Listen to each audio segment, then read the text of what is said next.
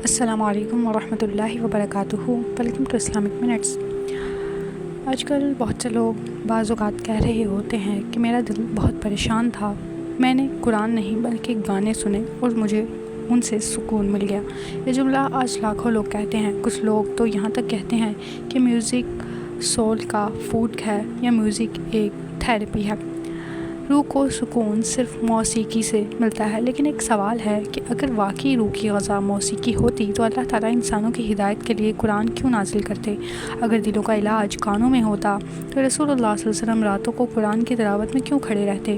اور صحابہ کرام رضوان اللہ علیہم اجمعین، جنہوں نے دنیا کے سب سے بڑے غم، تکلیفیں اور آزمائشیں دیکھی، انہوں نے اپنے دلوں کو گانوں سے نہیں بلکہ اللہ کے کلام سے کیوں زندہ رکھا؟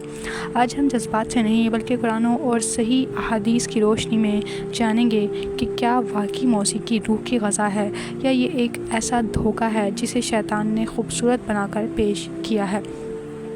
روح کی اصل غذا کیا ہے؟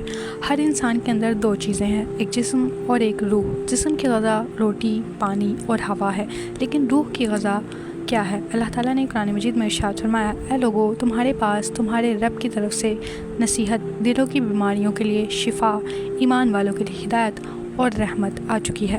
اور کیجیے، اللہ تعالیٰ نے شفا، سکون، ہدایت اور رحمت کسی ساز، کسی گانے یا کسی دھن میں نہیں رکھی بلکہ قرآن میں رکھی ہے۔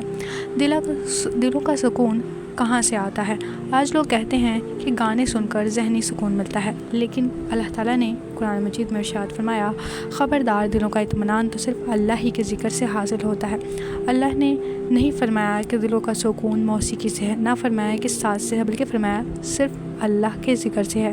یہ صرف بہت معنی رکھتا ہے۔ موسیقی کے بارے میں نبی صلی اللہ علیہ وسلم کی پیش گوئی، رسول اللہ صلی اللہ علیہ وسلم نے فرمایا، میری امت میں کچھ لوگ ایسے آئیں گے جو زنا، ریشم، شراب اور موسیقی کے آلات کو حلال سمجھ لیں گے۔ غور کریں، رسول اللہ صلی اللہ علیہ وسلم نے موسیقی کے آلات کو شراب اور زنا جیسے واضح حرام امور کے ساتھ ذکر فرمایا۔ اس بات کی سنگینی کو ظاہر کرتا ہے کہ مسلمان حرام چیزوں کو حلال سمجھنے سے بچیں کہ ہر آواز موسیقی ہوتی ہے۔ یہ بات بھی سمجھنا ضروری ہے کہ اسلام خوبصورت آواز کے خلاف نہیں ہے۔ رسول اللہ صلی اللہ علیہ وسلم قرآن کی خوبصورت تلاوت پسند فرماتے تھے۔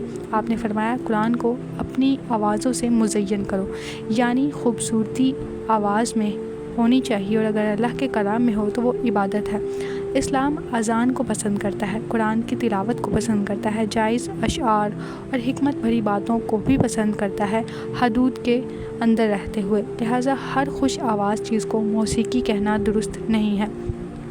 اگر موسیقی سکون دیتی ہے تو پھر بعض لوگ کہتے ہیں کہ میں گانے سنتا ہوں تو سکون ملتا ہے۔ سوال یہ ہے کہ کیا ہر وہ چیز جو وقتی خوشی دے واقعی فائدہ مند بھی ہوتی ہے؟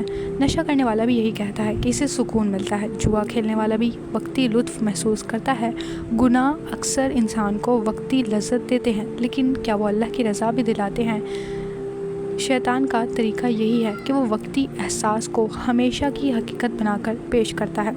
اگر توبہ کرنا چاہتے ہیں تو انسان کو اس میں کیا کرنا چاہیے؟ اگر موسیقی سننے کی عادت بن گئی ہو تو اچانک سب کچھ چھوڑنا بعض لوگوں کے لیے مشکل ہو سکتا ہے، لیکن آج ہی ایک فیصلہ اپنے دل میں ضرور کریں کہ ہر روز موسیقی کا وقت کم کیا جائے اور اس کی جگہ قرآن کی تلاوت، اس کا ترجمہ، ذکر، نعت یا ایسے جائز مواد سنے جائیں جس میں کوئی شاعری، قباحت نہ ہو۔ شروع میں شاید دل کو فرق محسوس ہو، لیکن جب قرآن دل میں اترنے لگتا ہے تو وہ سکون دیتا ہے جو دنیا کی کوئی دھن نہیں دے سکتی ہے۔ یاد رکھیں، اللہ نے ہماری روح کو پیدا کیا ہے، اسی لیے وہی سب سے بہتر جانتا ہے کہ اس کی غذا کیا ہے۔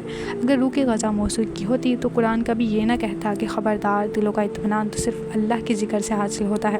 لہٰذا اپنے دل کو اس چیز سے زندہ کیجیے جسے اللہ نے شفا کہا ہے، یعنی قرآن۔ اور اگر آج تک موسیقی آپ کی زندگی کا حصہ رہی ہے تو اللہ کی رحمت سے مایوس نہ ہوں، سچی توبہ کریں، قرآن سے اپنا تعلق مضبوط رکھیں اور اللہ سے دعا کریں کہ وہ آپ کے دلوں کو اپنے ذکر کی